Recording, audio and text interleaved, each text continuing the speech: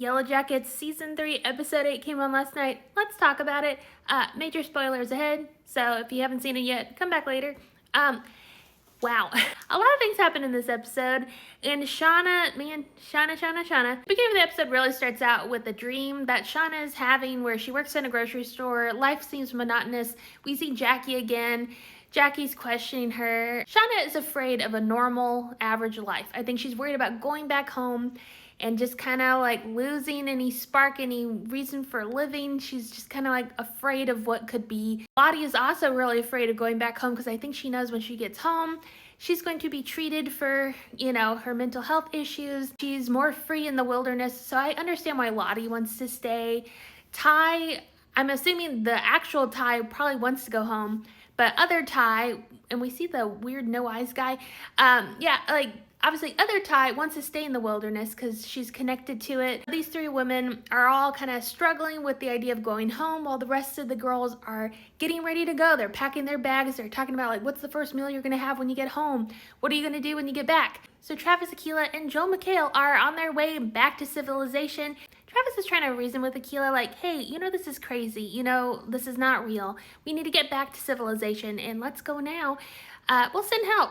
Which I think was the appropriate thing to do because, clearly you're not dealing with a whole big group of sane people back at camp. Unfortunately for them, Akilah starts leaving little pieces of fabric behind so that the girls can find them.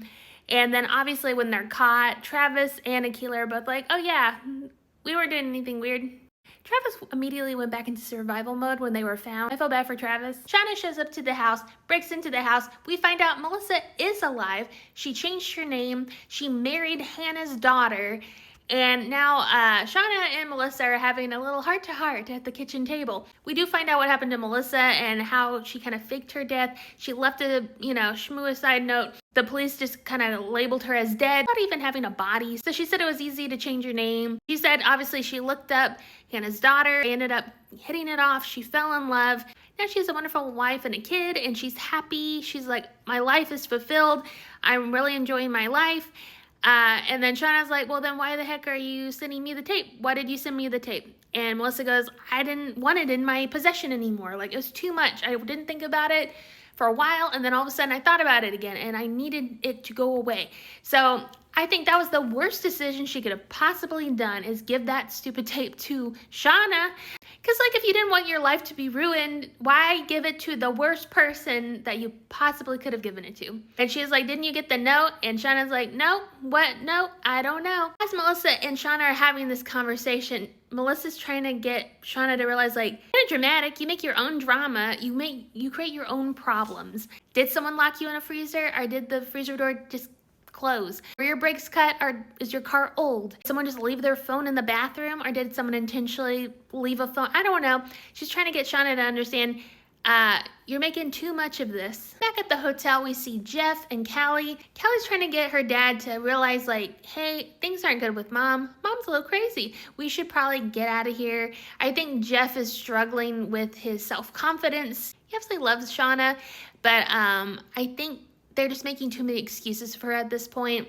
And so in this episode, you really see him kind of come into his own, get his confidence back. He runs into the business owners that he was trying to make a deal with before, who are meeting with someone else. He's kind of bummed about that. But at the end of the episode, you see him really just pick himself back up, go to those guys being like, hey, my wife's crazy. You didn't like my wife. You liked me.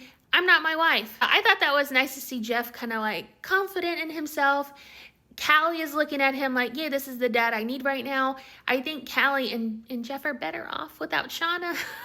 Hate to say it, but yeah, I want these two to be healthy and away from all the madness. While the girls are getting ready to go to civilization, certain girls who want to go home are seeing some weird stuff. You see Natalie have a weird moment in the plane where she talks to the wilderness and is like, we're leaving, okay? We're leaving. I don't know what you are, but we're gone. And then Akilah has that weird vision about all the animals being dead. Something's happening, and I think all the girls are feeling uneasy. But most of them are really looking forward to getting out of there and getting rescued. So when the girls are just about to leave camp, Natalie's kind of taking charge. She's like, okay, let's go. And then Lottie's like, nope, actually, I'm going to stay. I'm staying here. There's nothing for me back home. Then Shauna, after Lottie says that, is like, yeah, I'm staying too. I'm not going. Natalie at that point seems frustrated. She's like, okay, fine, y'all stay. Bye. And Ty is like, nope, I'm staying too. And obviously Van is like, what the heck? What are you doing? You gotta come. After the three of them say, no, we're staying. It doesn't feel right. Natalie's like, okay, we'll see y'all later. And then they're like, no, y'all aren't leaving either. So what does this mean for the rest of the Yellowjackets? What is Shauna, Ty, and Lottie gonna do to them? Back at the hospital, Ty and Misty are told, like, hey, Van is nearing the end of her life. There's nothing else we can do. It's looking like it's time for hospice care. Ty is obviously very much like, no. She goes and finds a man who's about to die, and she almost smothers him with a pillow, but then he ends up like having an issue anyway. Misty's like, what the heck? The other Ty is clearly in control, and she's like, I have to get someone out of here so that Van can live. Ty and other Ty communicating through a door. Real Ty is like, let me through. I need to be with Van. And other Ty is like, no, you can't come through because I'm the only one that can get business done around here. And so Ty is stuck, and I'm really concerned for her. The most shocking part of this whole episode is what happens to Melissa. She's having this conversation with Shauna. She's getting into Shauna's head. I mean, like, she's basically telling Shauna, like, I think you've made up this whole stuff in your head. Maybe you're just, reading too much into all this stuff. You're creating your own drama. She goes to get water. She puts the water glass in front of Shauna, and she tries to take Shauna's knife. But of course, Shauna grabs the knife. There's a struggle. She gets Melissa on the ground, takes a chunk out of her arm by biting into it, and tells Melissa, eat it, or else I'll tell your whole family what you've done. Really, really despicable and gross. Not Shauna's best moment. I'm at the point where I'm like, I don't know how to defend Shauna anymore because Shauna's a lot. Shauna's a whole lot. Next week is going to be crazy. I can't wait to see what happens. But yeah, poor Melissa. But again, her fault for sending that tape to Shauna, the little worst person that you could send a tape to.